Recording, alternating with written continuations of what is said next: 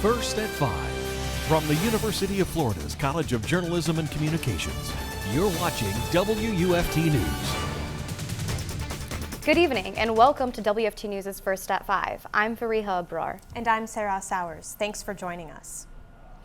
Last weekend, the United States took down a Chinese surveillance balloon that was flying across the continental U.S., but it isn't the only concern the U.S. government has with China. Yes, tensions are only continuing to rise. WUFT's Chris Will joins us now with what Congress is doing to address what they see as security threats. Chris, what's been going on?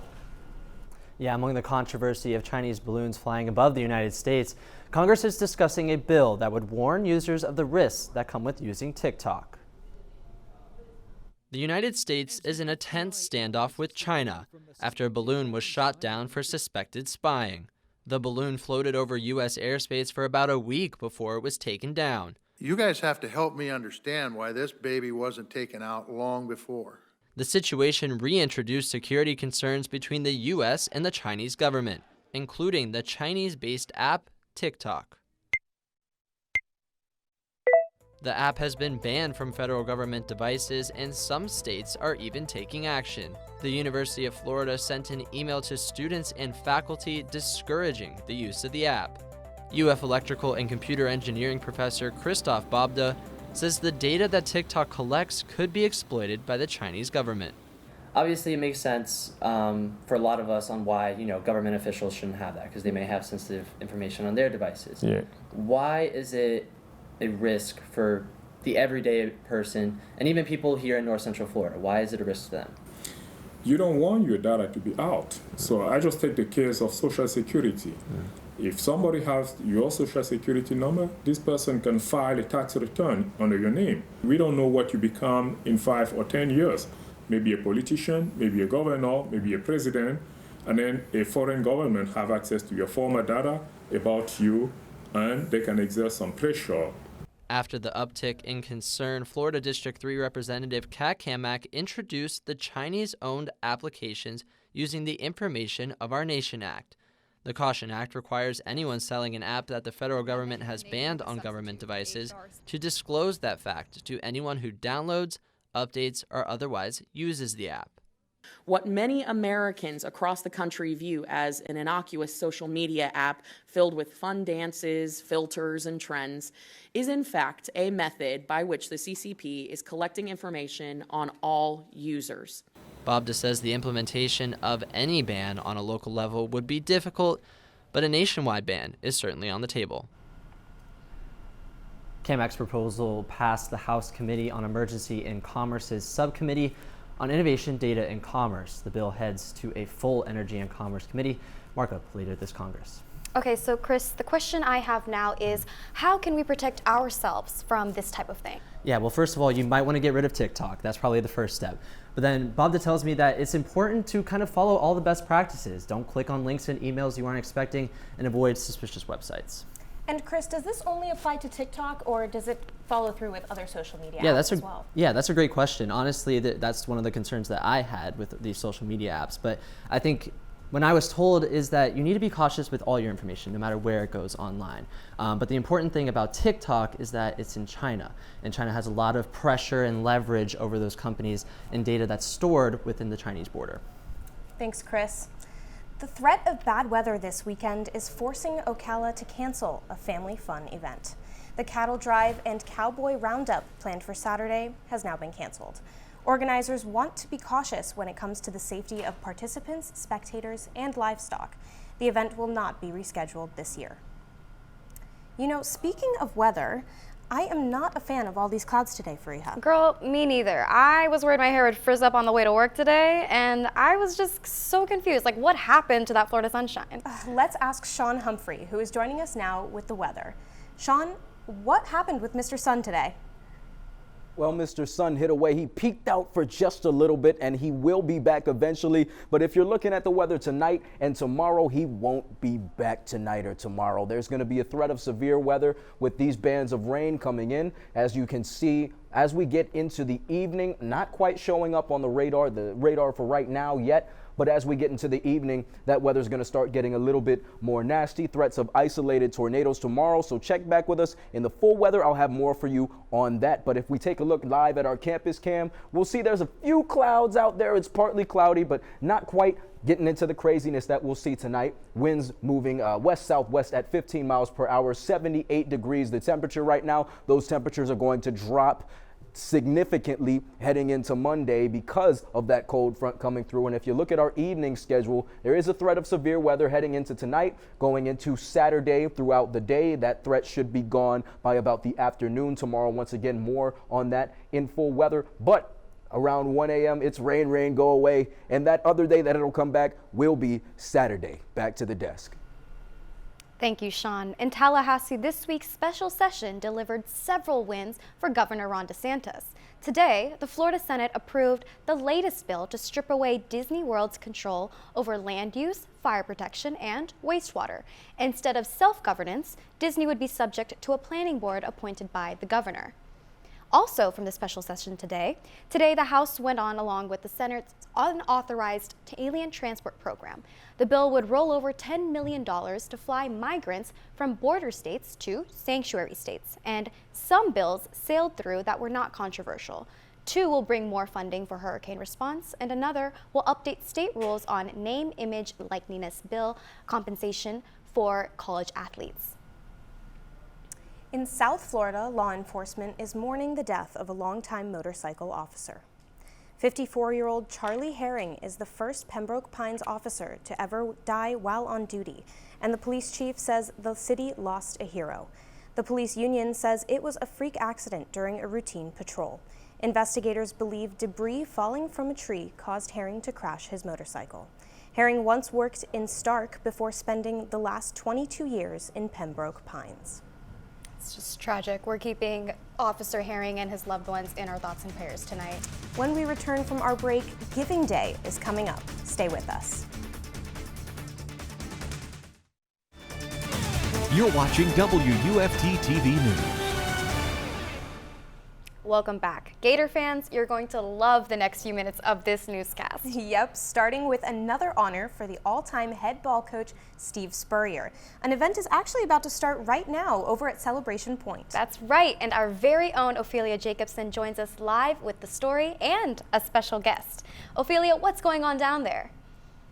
Well, the stage is set and people are starting to arrive here in Celebration Point to celebrate the renaming of the street just behind me right now that's known as Southwest 31st Place, but soon it will be known as Steve Spurrier Way. Now, the head ball coach joins me right now. Thank you so much for being here and congratulations on this great honor.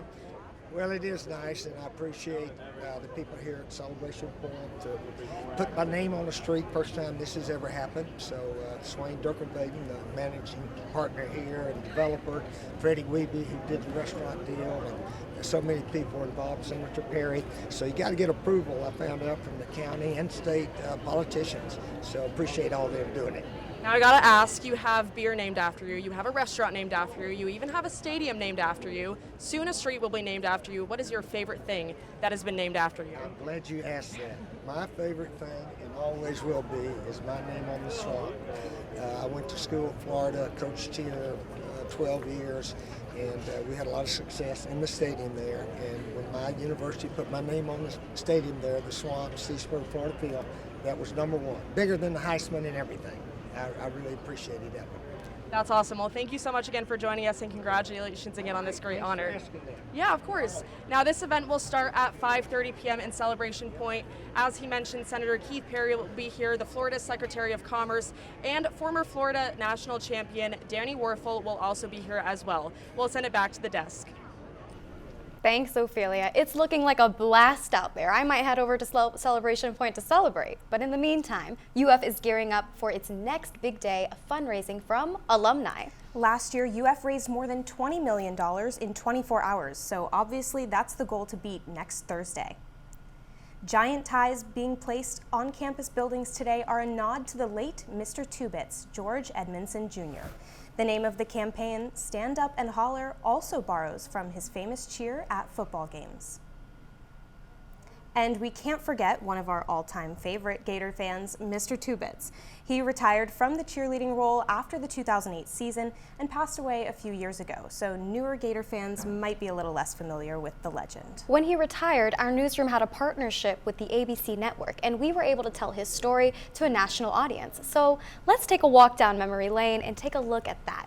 A UF student report hosted by the network's main anchor at the time, Charlie Gibson.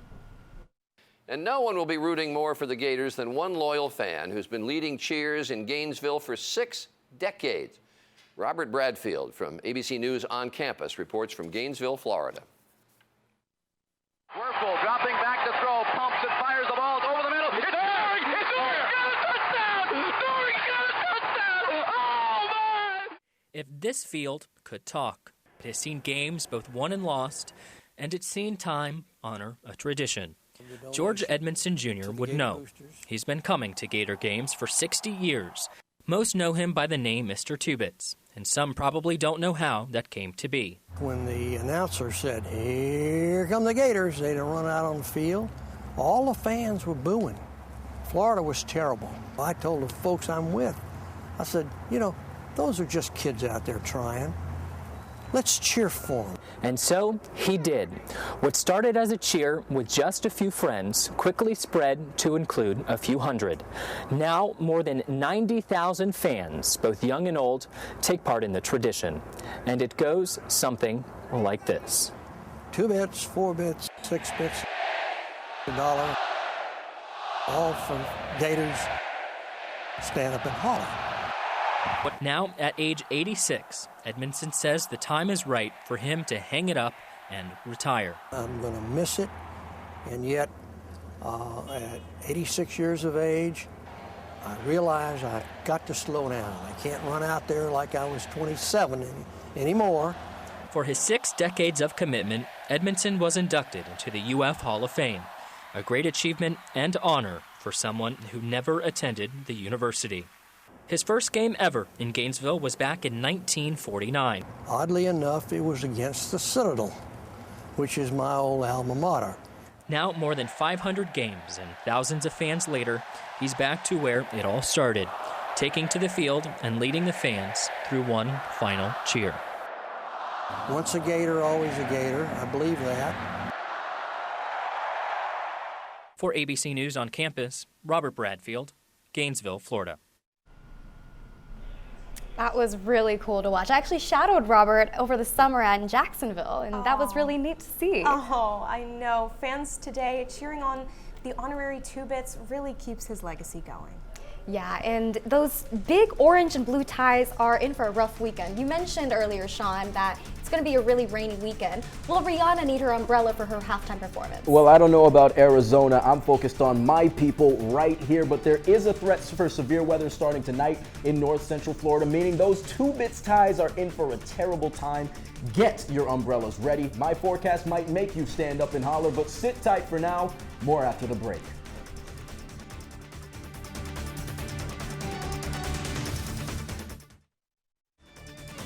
You're watching WUFT-TV News.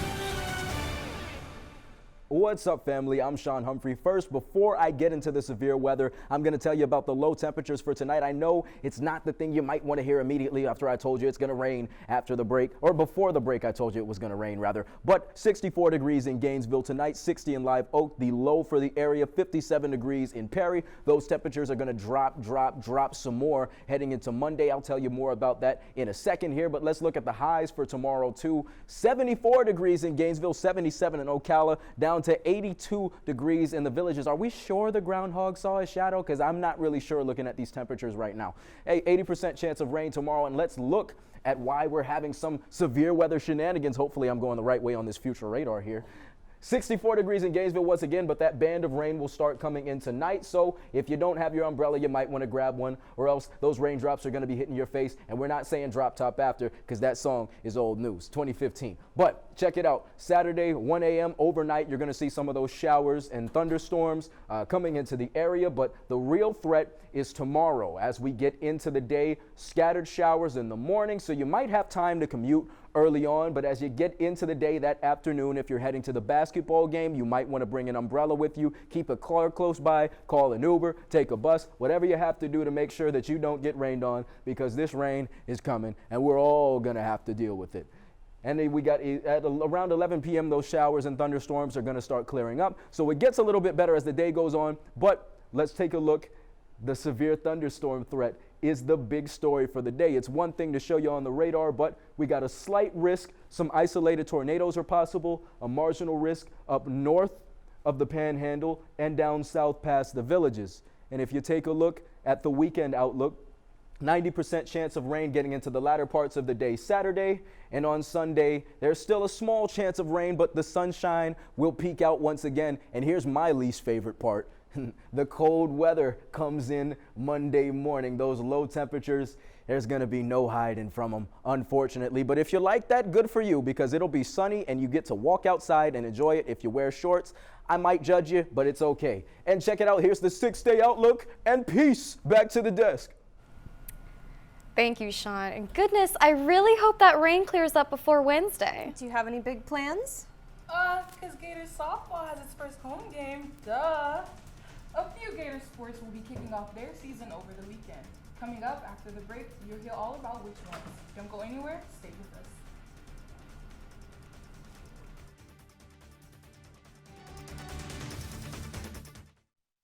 us. You're watching WUFT-TV News.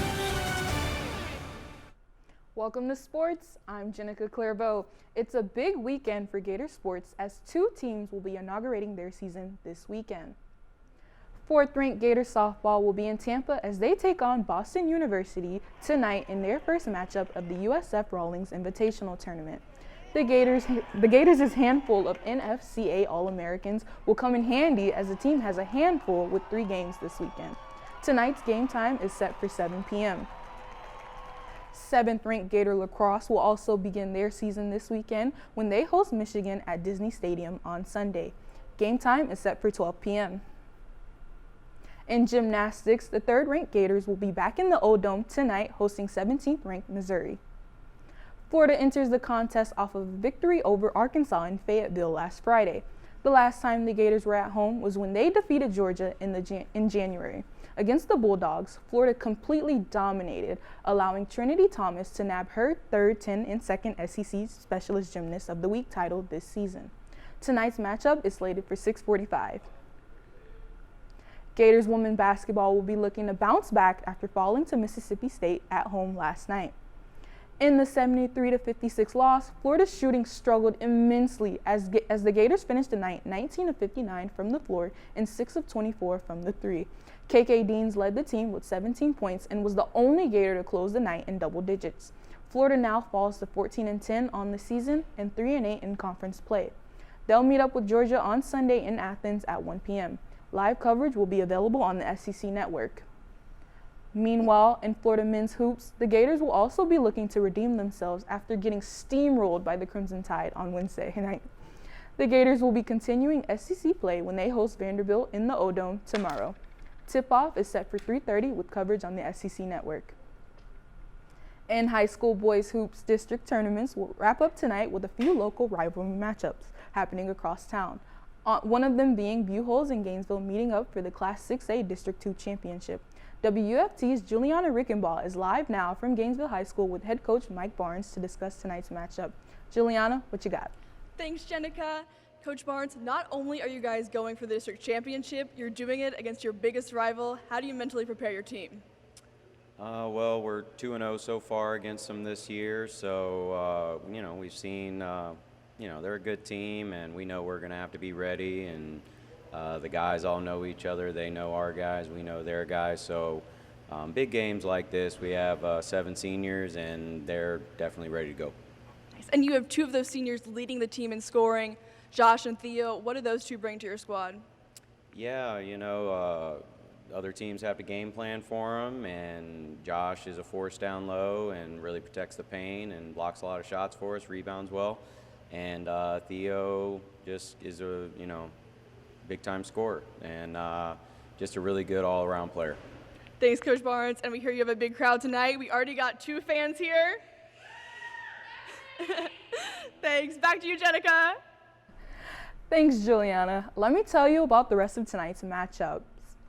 Hawthorne will host Newberry for the Class 1A District 6 Championship, and Santa Fe will host North Marion in the Class 4A District 5 Championship. All games will tip off at 7.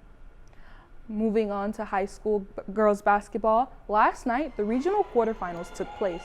Oak Hall fell 55-37 to the North Florida Educational Institute in the Class 2A regionals. In Class 3A District 2, PK Young dominated over Trinity Christian Academy, topping them 57-28. And finally, Gainesville hosted Niceville for the Class 6A regionals. The game remained close, but Gainesville managed to put it away with a clutch 3 from Jocelyn Wallace in the final seconds of the game to win it 48-45. That's it for sports. Back to the desk. Before we go, let's take one last look at the weather. Well, I'm going to make it quick for y'all.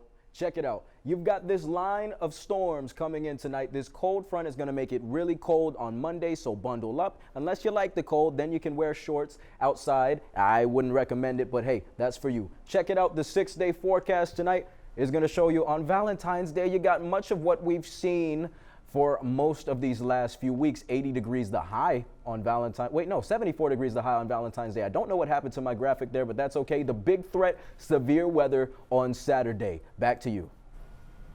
Thank you, Shawn. BBC World News is up next, and the PBS NewsHour is coming up at 7.